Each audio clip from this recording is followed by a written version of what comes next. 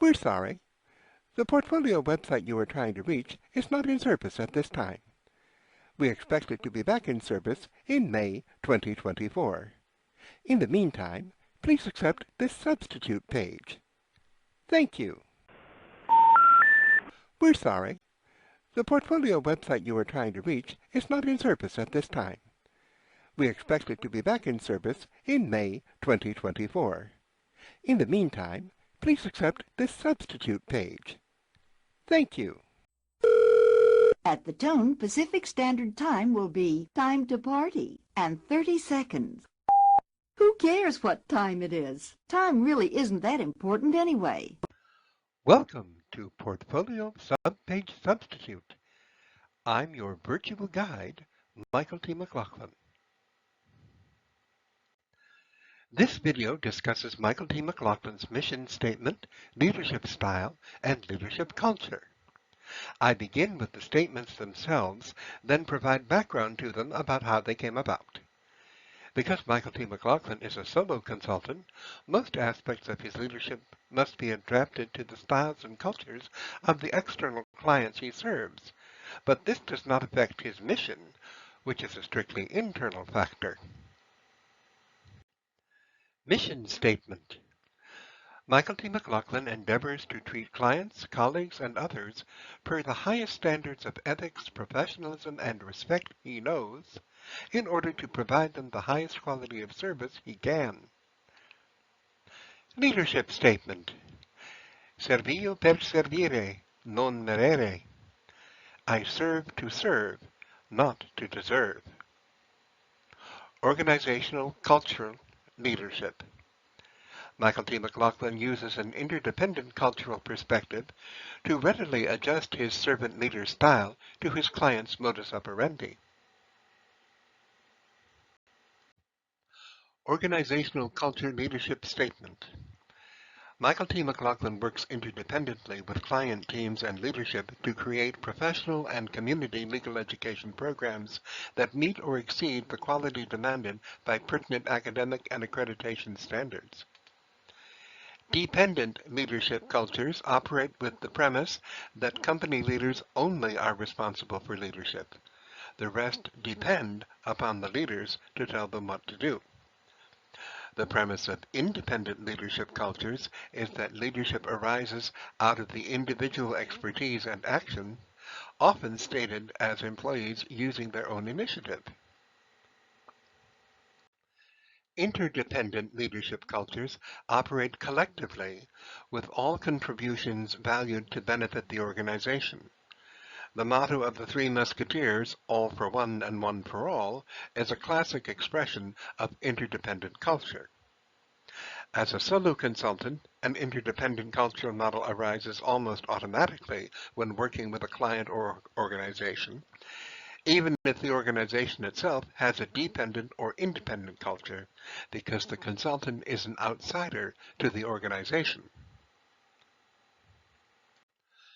Within the consultant's own organization, which might be him alone or with an administrative assistant or two, the dynamics of the interpersonal relationships most likely will determine the type of culture. The default of any solo practice is dependent, since only one person is legally responsible for the business entity's operations and activities. But the functional administration of the consultancy as a business entity, especially if organized as a limited liability company or an S corporation, even with only one member or shareholder, could just as easily develop an interdependent culture. Leadership Style Statement. Servio per servire, non merere. I serve to serve, not to deserve. Michael T. McLoughlin's professional motto summarizes his leadership style, reflecting the servant leader philosophy Richard K. Greenleaf developed after reading Hermann Hesse's Journey to the East. In the novel, Leo appears an ordinary servant like the rest. It is only after he is gone, when things no longer seem to work, the others realize he was not just another servant, he was the leader. The philosophy predates its 1970 label by at least 2 millennaries. Its first known expressions date to 1st century Pharisee Judaism. As a solo consultant, Michael T. McLoughlin's internal business leadership style is autocratic by default, since he has only himself to lead, especially if the business is a sole proprietorship for which the law makes no legal distinction between the business entity and the person who owns it. But an autocratic style would be entirely inappropriate for external business with clients and other organizations. A democratic leadership style is in order because he must work on an equal footing with his client's own leadership and team members. Depending on the client's modus operandi, a transformational or even a laissez-faire leadership style also might be appropriate, at least to a degree. In sum, Michael T. McLoughlin must be flexible in his leadership style. Democratic leadership style. This style treats all members of a team equally, soliciting opinions and suggestions from everyone. Democratic teams are similar to the one led by Leo in Journey to the East, where his role as leader was indistinguishable from everyone else's until he disappeared and the team could no longer function. But a truly democratic team would continue to operate without its missing leader. Other team members would assume Leo's tasks to keep everything going until he returned. Thus, a democratic approach be appropriate, since the client must be able to operate its new course, systems, etc., after the consultant who designed them has moved on to his next job. Transformational leadership. This style of leadership is similar to democratic leadership, but focuses on transforming followers into leaders. This approach is potentially problematic because, depending on the overall culture of the organization and the society around it, transforming followers into leaders could result in too many bosses and not enough employees, to paraphrase an old saying. But transformational leadership can be very effective if the object is to create a fully democratic team in which tasks flow freely from one member to another when necessary, as it was in Journey to the East when Leo disappeared, but his tasks were not assumed and dropped to the ground. Other common leadership styles are autocratic. In this style, one person is responsible for all leadership decisions. Solo practices use an autocratic leadership style by default because there is only one person there. Transactional. This leadership style motivates team members through a system of rewards and punishments on a transactional or task-by-task basis. Bonuses are one example of transactional leadership style. Laissez-faire. Laissez-faire means let it do as it will. In this style of leadership, leaders provide guidance where and when needed with as little direct supervision as possible. This style often works well with student employees as a fail-safe way to teach management skills. Leadership style tools. Many tools have been designed to help leaders and managers to figure out how they might best lead and manage, often taking the form of some kind of personality test. These typically rely on what psychologists call the Barnum effect. That is, they consist of broad general statements about behavior and personal belief that might apply to almost anyone. They are nonetheless useful to get people thinking about how they do what they do, and ways they might improve what they do through thoughtfully changing how they do it. The Myers-Briggs personality test is one of the oldest examples of this type of tool. There are 16 Myers-Briggs personality types. According to the last time I did a Myers-Briggs test, I am or was, every test result has been a little different, an ISFJ, or introvert, sensing, feeling, judging type. The ISFJ standard description is quiet, friendly, responsible, and conscientious, committed and steady in meeting their obligations, thorough, painstaking, and accurate, loyal, considerate, Notice and remember specifics about people who are important to them. Concerned with how others feel. Strive to create an orderly and harmonious environment at work and at home. Among other results from a leadership style test from Psychology Today magazine, I scored 86 out of 100 on communicating my vision.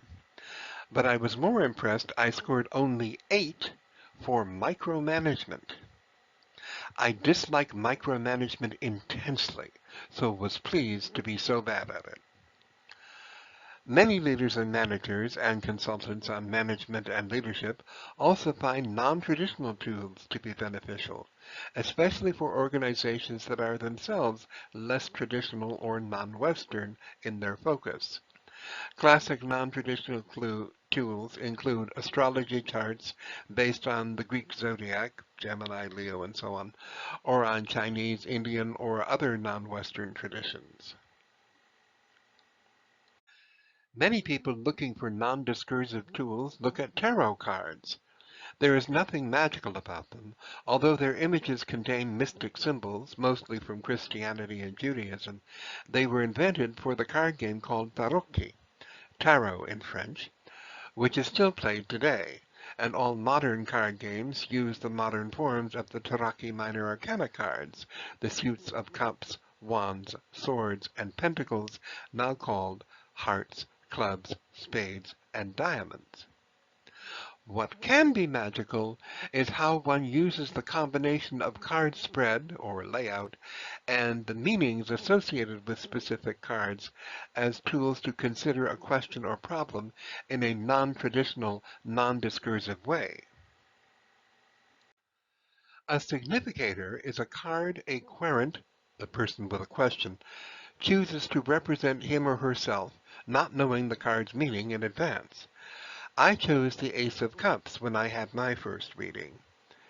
Gerhard and Rennie's feminist interpretation of this card is the gift of the self. It signifies the promise of self-fulfillment. Notice how the cup runneth over.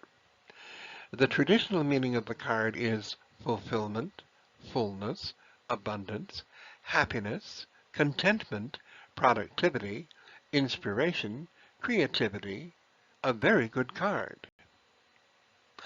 So it would seem I made a very good choice. This is the Celtic spread, or card layout, made famous in Arthur Waite's 1911 book. The significator is face up under the covering card, which is face down, as are all the other cards. The crossing card, placed upon the first two cards laterally, is always read upright, never reversed. The other 8 cards are placed as indicated in Waite's diagram. They are 3. The crowning card, the basic question or issue being considered. 4. Foundation card, the present tense basis of the matter. 5. Passing card, the recent past as it pertains to the question. 6. Approaching card, the direction the querent is headed with the matter. 7. The self. This is the querent's relationship to the question. 8. The house, the querent's environment in relation to the question. 9. Hopes and fears, which is self-explanatory. It's whatever the querent hopes or fears concerning the matter surrounding the question. 10. Possible outcome or X factor. The probable outcome if the querent continues in the direction headed is represented by this card, or it can also represent a previously unconsidered and or unknown factor the querent might now wish to consider. The mission statement. Michael D. McLoughlin endeavors to treat clients, colleagues, and others per the highest standards of ethics, professionalism, and respect he knows, in order to provide them the highest quality of service he can. There are 2 genres of mission statement, personal and company, or organizational. This is a personal mission statement, although voiced in a business context. I also distinguish between short-form mission statements above, designed for public display, from long-form mission statements, which go into greater detail and may cite philosophic and other sources. To compose my long-form mission statement, from which I condensed my short-form statement, I answered the following questions from a how-to article published by Indeed. 1. Establish your values. My values are mostly those I learned as a child. There are fundamentally Jewish values, such as the golden rule to treat others as I would like them to treat me, though occasionally I treat some others as they actually do mistreat me, to let them know I am not a pushover and do not consider them superior to me. The philosophy of Hillel, first-century Jewish philosopher and contemporary of Yeshua Bar Yosef, aka Jesus Christ, also is important to me. If I am not for myself, who else will be for me? But if I am only for myself, what am I? And if not now, then when? 2. Determine your personal interests. My personal interests are generally the same as my professional interests. I like to read and to write. I enjoy learning new things. I collect information and the occasional degree, the way some people collect stamps, coins, or rocks. I am fond of food and cooking, especially traditional foods and cuisines of my ancestors. This makes for a very broad menu because I have ancestral feet that have walked through more than 30 countries on 3 continents. 4 continents if you count the period Jews, Samaritans, and Palestinians were slaves to Pharaoh in Egypt. And I have a keen interest in genealogy. This is partly because my maternal family has a long oral history tradition in which I was trained as one of our official oral historians from the time I was a child. 3. Identify your strengths. Strengths include patience, constancy, dedication, optimism. I have often been commended for my positive attitude, and it is genuine positivity. I do occasionally have moments, sometimes hours, when I feel as though nothing is going right and I've done nothing productive with my chances, etc. But those bad moments never last long, and are usually the result of overworking and or undersleeping. My one weakness is that I never take the time to consider what my weaknesses may be. It's a bit like Queen Victoria and the possibilities of defeat. We are not interested in the possibilities of weaknesses. They do not exist. That sort of thing. 4. Describe your goals. Personal goals include traveling to all parts of the world. To date, I have visited or passed through 9 countries on 4 continents beside my own. So continent-wise, it remains for me to visit South America and Antarctica. Professional goals include restoring my body to its pre-accident condition as much as possible, especially so I will again have the necessary power to sing operatic countertenor roles again. Returning to the stage at least part-time is another goal, as well as recording a few concert albums and maybe doing a few tours. But I also have books to write and have been very naughty of not working on them when I could have been. I must improve my time management by starting to actually manage my time again. I was very good at that before I started working and studying from home. It was particularly handy when I prepared for the bar exam. But one gradually loses a sense of time and urgency, or at least I did, from the isolation of home-based work. Another goal is relocation to the CNMI to study Commonwealth status firsthand and theorize about its applicability to Aboriginal sovereignty issues on the mainland. So much to do, so little time, but I don't think about that. 5. Outline actions to take. This is a perpetual work in progress. My first order of business is my physical retraining program to get my body and voice back into proper condition now that my ankles and other pertinent body parts are all better and I finally can get them back to normal, at least as much as I can. 6. Review your statement often. This point is noted for future reference. And that concludes this portfolio subpage presentation. Thank you.